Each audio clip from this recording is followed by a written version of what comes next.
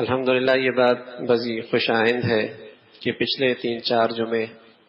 اسی موضوع پر کہ اجتماعی زندگی کے اندر اسلام کی ضرورت پر بات ہوئی۔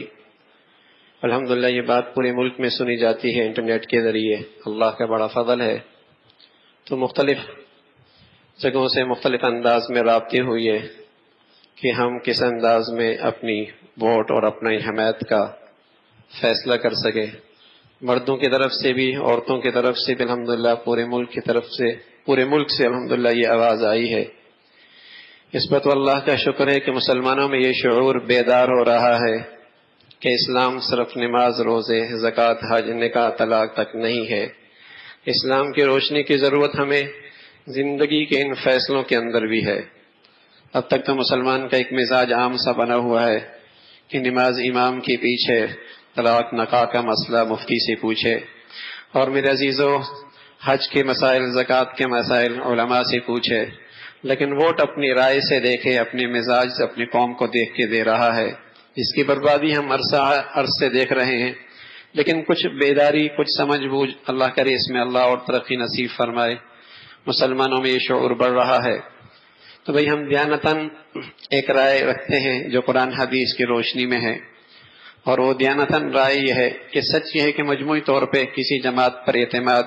نہیں رہا، اور ان کو کوئی ایسا طرز عمل نہیں ہے جہاں مکمل طور پہ ہر ایک کو کسی کے لیے حمایت کی بات کی جائے۔ البتہ اتنا ضرور ہے کہ چھوٹی بڑی برائی سے مقابلے میں چھوٹی برائی ہے،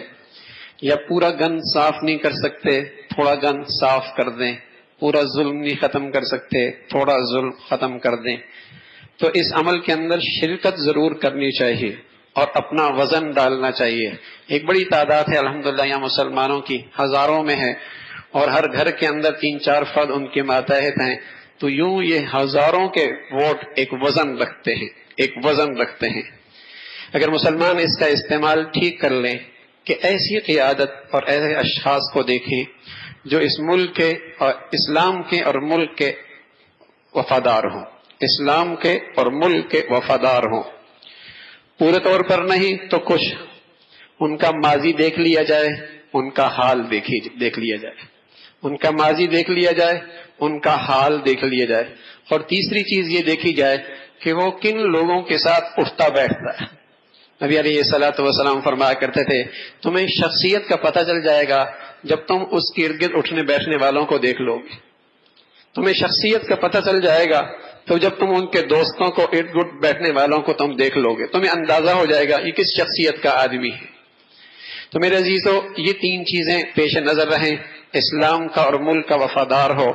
اور ان کا دشمن نہ ہو، اسلام بیزار ملک سے دشمنی نہ کر رہا ہو،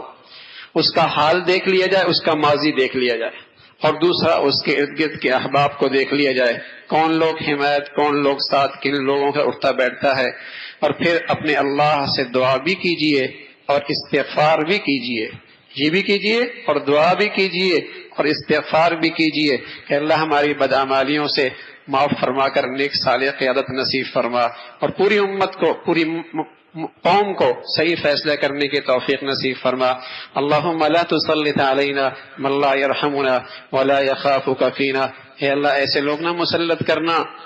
جو ہم پہ رحم بھی نہ کھائیں اور آپ سے ہمارے بارے میں، ہمارے معاملات میں ڈرتے بھی نہ ہوں، ایسے لوگوں سے بچا کے رکھنا۔ اللہم ولی امورنا خیارنا، اے اللہ اچھے لوگ عطا فرما۔ اللہم لا تولی امورنا شرارنا، مولا ہمارے معاملات بدترین لوگوں کے سپرد نہ کرنا۔ یہ اردو کے اندر بھی اپنی دعاؤں میں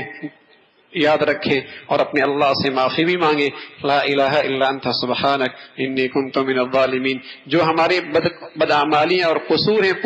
پوری قوم کی، اس پر اللہ سے معافی مانگیں، اللہ کوئی خیر کے فیصلے فرما دے۔ بھائی اس کا ضرور اہتمام ہے۔